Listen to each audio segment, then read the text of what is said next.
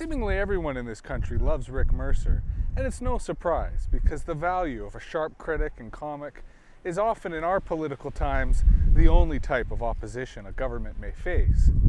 And recently, one of Rick's rants really implores especially young people to get out and vote. And this is making the rounds on social media as people try to tell their friends via social peer pressure to get involved politically.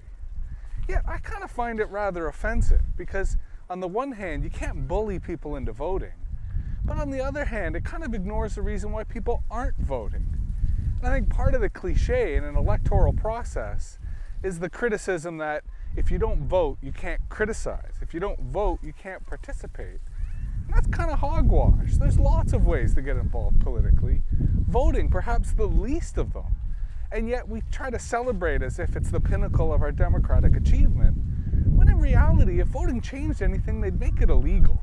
And it doesn't really matter who you vote for, the government wins. Which isn't to say you shouldn't vote. I mean, I'm all in favor of voting. I think that elections are wonderful things, great opportunities to debate issues. But we have some real systemic problems with our political system, not least of which is relevance.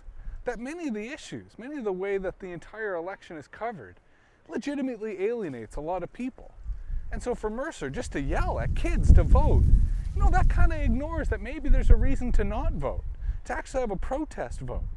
Now granted, electoral reform should be an election issue itself, but it's not. So what do you do if there really is no option for you to express yourself other than voting?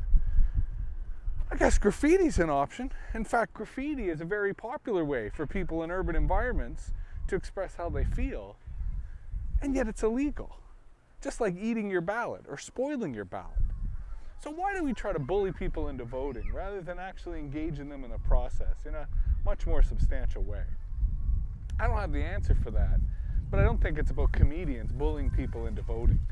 I think instead it's having a larger discussion over what a democratic society is and whether there's other ways of participation that we can be including people in the process beyond just imploring them to vote for really what ends up being a handful of idiots.